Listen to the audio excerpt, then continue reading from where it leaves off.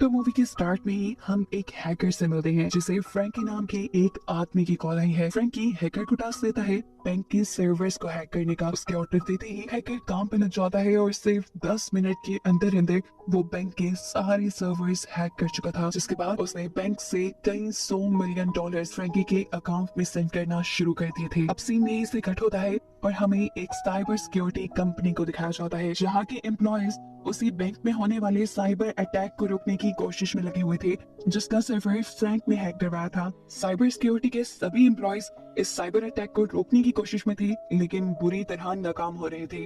कोई भी हैकर के कोड्स को ब्रेक नहीं कर पा रहा था और ऐसे हर गुजरते मिनट के साथ बैंक के अकाउंट में से लाखों डॉलर्स माइनस हो रहे थे, यानी निकल रहे थे। अब हम साइबर सिक्योरिटी कंपनी के चीफ को देखते हैं, जो कि कोई और नहीं बल्कि फ्रैंकी ही है। यानी कि फ्रैंकी ने खुद अपने ही क्लाइंट बैंक के सर्वर को हैक करवाया था, वो भी किसी दूसरे एम्प्लॉय के जरिए, यानी अपनी कंपनी के एम्प्लॉय के जरिए नहीं। कंपनी के सारे एम्प्लॉयज इस चीज से बेखबर हैं कि उसका बॉस इस सब में इन्वॉल्व है। वो लोग मेहनत कर रहे थे कि किसी तरह इस साइबर अटैक को रोका जा सके, और जब ये सब लोग हार मान जाते हैं तो फिर ये लोग बुलाते हैं केविन को। केविन समझ ले उनके सॉफ्टवेयर का बादशाह था और इस टाइम अपनी बेटी के हार्ट सर्जरी के सिलसिले में छुट्टियों पे था। लेकिन ऑफिस से ये इमरजेंसी कॉल आते ही वो फौरन ऑफिस पहुंचता है। ऑफिस पहुंचकर वो देखता है कि सिचुएशन बहुत खराब है। तभी साइबर अटैक को रोकने की कोशिश कर रहे हैं, लेकिन कोई भी कुछ नहीं कर पा रहा क्योंकि बैंक का सर्वर पूरी तरह हैकर के कंट्रोल में था। केविन भी शुरू में ऐसे ही कुछ कोडिंग्स के जरिए इस हैकिंग को रोकने की कोशिश करता है, लेकिन जब वो इसमें नाकाम हो जाता है तो फिर वो अपना एक नया सिस्टम उनके सर्वर में इंस्टॉल करता है। इस सिस्टम का नाम उसने फायरवॉल रखा था, जो कुछ ही सेकंड पे हैकर की कोडिंग को तोड़ देता है और ऐसे हैकिंग के जरिए जितने भी पैसे बैंक के अकाउंट से निकल रहे थे वो भी निकलना बंद हो जाते हैं और फिर फाइनली ये लोग सर्वर को वापस मेंटेन भी कर लेते हैं। केविन के इस काम से सभी लोग बहुत खुश थे सिवाय उसके बॉस के, क्योंकि हमें तो पता है ये सारा प्लान उसके बॉस का ही था। उसे केविन पे बहुत ज्यादा गुस्सा आ रहा था, इसीलिए वो केविन से कहता है तुमने अपना नया सिस्टम उनके सर्वर में इंस्टॉल क्यों किया? अगर वहाँ कोई और गड़बड़ी हो जाती फिर उसका जिम्मेदार कौन होता? हालांकि केविन ने तो अच्छा काम किया था, फिर भी केविन को डांट पड़ रही थी। अब सीन कट होता है और हमें पता चलता है कि जब तक उस अटैक को रोका गया था तब तक बैंक पे से कई $100 मिलियन खाली हो गए थे और बैंक की ट्रांजैक्शन हिस्ट्री भी डिलीट कर दी गई थी, जिससे कोई नहीं जानता था ये पैसा किसके अकाउंट में ट्रांसफर हुआ।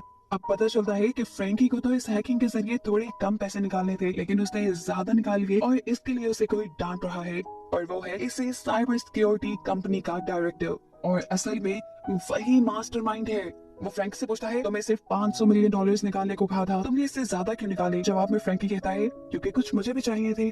इस मर्तबा फ्रैंकी के इस एटीट्यूड पे उसका बॉस बहुत ज्यादा गुस्सा था, क्योंकि एक और ट्विस्ट कहानी में ये है कि उसके बॉस से भी ये काम किसी और ने करवाया था, और ये था असल में मनी लॉन्ड्रिंग का माफिया, एक बहुत बड़ा गैंगस्टर पॉन्ग जो इस टाइम चेन को किडनैप करवा चुका है। उससे पूछता है तुमने टारगेट से ज्यादा पैसे क्यों निकाले?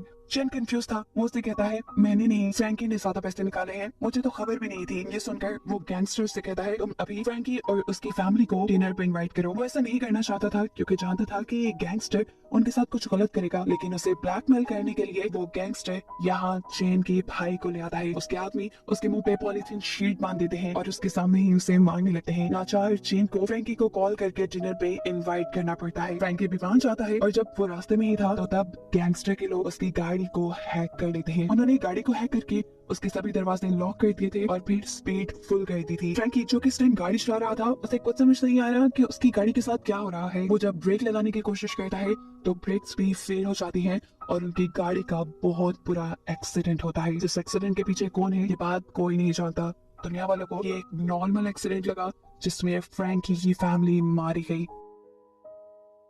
उनकी गाड़ी में आग लग चुकी थी और पूरी फैमिली जल रही थी।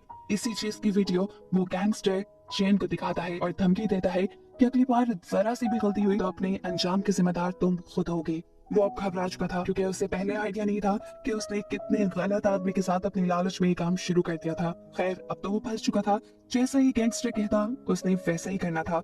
इसलिए ऑफिस जाकर अब वो केविन को फ्रैंकी की जगह पर प्रमोट कर देता है। साथ ही फ्रैंकी को कंपनी की तरफ से एक घर और गाड़ी भी गिफ्ट की जाती है। अगले सीन में हमें दिखाया जाता है कि केविन अपने ही ऑफिस के एक एम्प्लॉय से बात कर रहा था। वो एक मुश्किल में फंसा हुआ था, उसकी बेटी का स्कूल में एडमिशन नहीं हो रहा था और स्कूल वाले $5 मिलियन मांग रहे थे जो उसके पास थे ही नहीं। इसलिए वो सोचता है क्यों ना वो स्कूल का सर्वर हैक करके अपनी बेटी का नाम वहाँ एडमिशन लिस्ट में डाल दे। लेकिन ये गैर कानूनी था। वो इसे शुरू भी करता है लेकिन फिर दरमियान में ही रोक देता है। अभी वो ये सारा काम कर ही रहा था कि अचानक उसने देखा कि उसके अकाउंट में $5 मिलियन आ गए।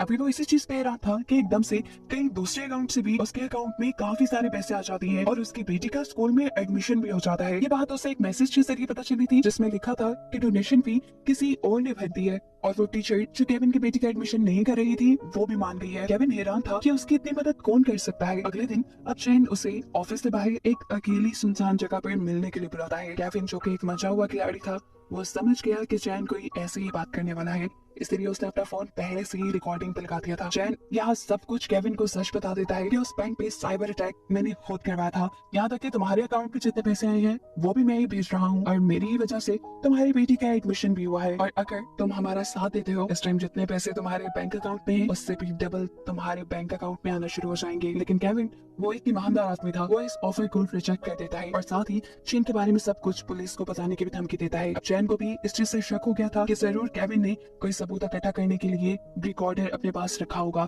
वो फौरन ही उसकी पॉकेट से उसका मोबाइल निकाल कर बाहर फेंक देता है।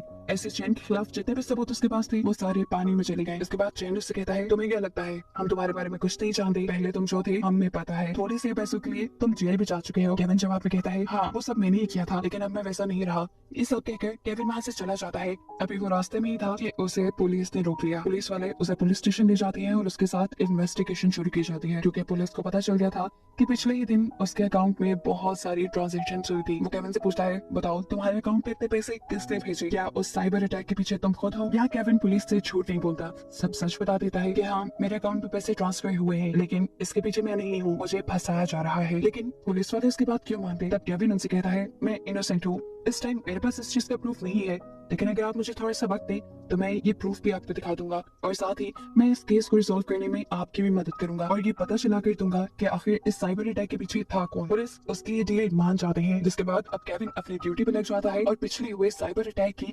सारी इंफॉर्मेशन इकट्ठी करने लग जाता है, वो भी अपने ऑफिस से। इसी सब के दौरान हम देखते हैं कि चैन ने अब पहले वाले ही हैकर से कॉन्टेक्ट किया है क्योंकि वो एक नया साइबर अटैक करवाने वाला है जिसमें हैकर को एक दूसरे बैंक को हैक करके वहाँ से $2 मिलियन लूटने थे। अब क्योंकि इस टाइम केविन भी ऑफिस में था उसे ये बात पता चल गई कि चैन ने एक दूसरे बैंक के ऊपर हमला करना चाहा है। इस चीज की खबर वो पुलिस को भी कर देता है और खुद भी इस साइबर अटैक को रोकने की कोशिश में लग जाता है। इस टाइम केविन ने एक नया सॉफ्टवेयर भी बनाया हुआ था जिसको बैंक के सर्वर में इंस्टॉल करने पर न सिर्फ वो बैंक की हैकिंग रोक पाता है बल्कि वो सारी इन्फॉर्मेशन भी कलेक्ट कर लेता है कि कहाँ से उस बैंक के सर्वर को हैक किया जा रहा था और पैसे निकाल कर किस अकाउंट में ट्रांसफर होने वाले थे। केविन को अब चैन के खिलाफ सबूत मिल गया था और साथ ही अपने बेगुनाह होने का सबूत भी वो ये पुलिस को देता और उसका केस रिजॉल्व हो जाता। वो इसी प्रूफ को लेकर पुलिस स्टेशन जा ही रहा था लेकिन रास्ते में ही उसे गैंगस्टर के लोग पकड़ लेते हैं।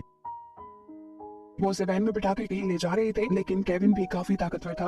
वो यहाँ के सभी लोगों को मारते हुए गाड़ी खोलकर जल्दी से गाड़ी से बाहर निकल आता है और पुलिस स्टेशन आ जाता है। वो सारे सबूत पुलिस को देने ही वाला था कि तभी उसकी वाइफ वहाँ पहुँचती है जिसके पास उसके लिए एक बुरी खबर ये थी कि उसकी बेटी को किडनैप कर लिया गया था।